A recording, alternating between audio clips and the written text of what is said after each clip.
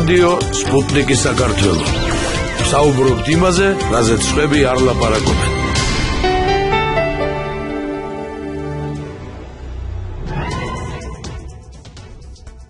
თქვენ უსმენთ სპუტნიკ ჯორჯიას საღამოს საინფორმაციო გამოშვებას. საქართველოს პრემიერ-მინისტრი ირაკლი ღარიბაშვილი შინაგან საქმეთა მინისტრობის კანდიდატს უახლოეს 2-3 დღეში წარადგენს. შინაგან საქმეთა მინისტრის პოსტი ვაკანტური მას შემდეგ გახდა, რაც პრემიერის გადაწყვეტილებით ვახტანგ გომელაური უსაფრთხოების სამსახურის ხელმძღვანელის კანდიდატად დასახელდა. შინაგან საქმეთა სამინისტროსაგან განცალკევებით შექმნილი სამსახური 1 აგვისტოს ამოქმედდება. შინაგან საქმეთა ყოფილი მინისტრი ალექსანდრე ჭიგაიძე სახელმწიფო უსაფრთხოებისა და კრიზისების მართვის საბჭოს მდივნის მოადგილედ დაინიშნა. ჭიგაიძე შინაგან საქმეთა მინისტრად 2013 წლის 20 ნოემბერს დაინიშნა და თანამდებობა 2015 წლის 23 იანვარს დატოვა. 200-ზე მეტი დასახელების მედიკამენტზე ფასები სავარაუდოდ სექტემბერში განახევრდება. ამის შესახებ დღეს შრომის, ჯანმრთელობისა და სოციალური დაცვის მინისტრმა დავით სერგეენკომ განაცხადა. განვაგრძობთ გამოშვებას.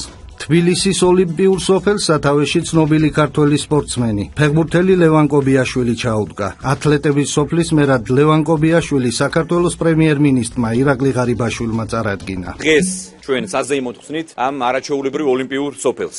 საათ ჩვენი სტუმრები და ფესტივალის მონაწილეები დაიდებენ ბინას. აქ არის ყველა პირობა შექმნილი ჩვენი სტუმრების ღირსეულად დასახვედრად, ასევე ყველა პირობა არის იმისთვის, რომ ჩვენმა სპორტსმენებმა და სტუმრებმა შეძლონ მომავალი ასპარეზობისთვის სათანადო მომზადება. ოლიმპიურ სოფელს როგორც წესი მერი ხელმძღვანელობს. და მე მინდა დღეს ამ სიმბოლურ, მაგრამ ძალიან საპატიო თანამდებობაზე წარმოგიდგინოთ ჩვენი სახელოვანი სპორტსმენი, ყველასთვის ცნობილი და საყვარელი ფეხბურთელი ლევან კობიაშვილი.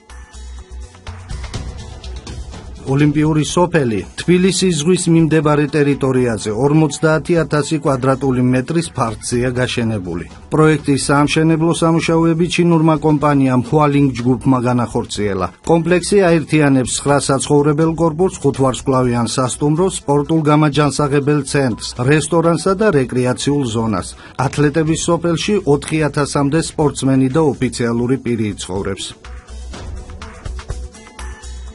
განვაგრძობთ გამოშვებას. ჰონკონგში ქართული ღვინის დეგუსტაცია გაიმართა, რომელშიც მონაწილეობა 7 ქართულმა კომპანიამ მიიღო. ღვინის ეროვნული სააგენტოს ცნობით, ჰონკონგი და მთლიანად სამხრეთ-აღმოსავლეთ აზიის რეგიონი განიხილება როგორც ქართული ღვინის მზარდი საექსპორტო ბაზარი. მსგავსი ღონისძიებები კი სამხრეთ-აღმოსავლეთ აზიაში ქართული ღვინის პოპულარიზაციისაკენ გადადგმულ კიდევ ერთ მნიშვნელოვან ნაბიჯს წარმოადგენს.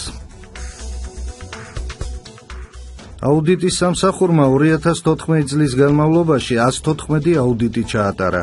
აუდიტორულმა საქმიანობამ 5 მილიარდ ლარზე მეტი მოიცვა. გამოვლენილი დარღვევების თანხმობრივმა მოცულობამ კი 210 მილიონი ლარი შეადგინა. ჩატარებული აუდიტების შედეგად სახელმწიფო ბიუჯეტში 555,000 ლარი დაბრუნდა, ხოლო შემდგომი რეაგირებისათვის სამართალდამცავ ორგანოებს 64 ანგარიში მიეწოდათ. 2014 წელს ხორბლის მოსავალი 50,2 ტონა იყო, რაც 38%-ით ნაკლებია 2013 წლის ანალოგიურ მაჩვენებელთან შედარებით. უკრაინელმა დეპუტატმა მიხეილ სააკაშვილს გაბღენძილი თუთიყუში უწოდა. უკრაინელმა პოლიტიკოსმა ოდესის გუბერნატორისათვის ეპითეტები მას შემდეგ არ დაიშურა, რაც სააკაშვილმა იგი გაბღენძილ ნაძირალად მოიხსენია. გამოშვებას უცხოეთის ამბებით განვაგრძობთ. რუსეთის სახელმწიფო სათათბიროს ექს-სპიკერი გენადი სელეზნიოვი გუშინ საღამოს 68 წლის ასაკში გარდაიცვალა. ამერიკის შეერთებული შტატების სამხედრო-საჰაერო ძალებმა ავღანეთის აღმოსავლეთით, პროვინცია ლოგარში საკონტროლო გამშვებ პუნქტზე ავიადარტყმა განახორციელეს, რის შედეგადაც 14 ავღანელი სამხედრო მოსამსახურე დაიღუპა.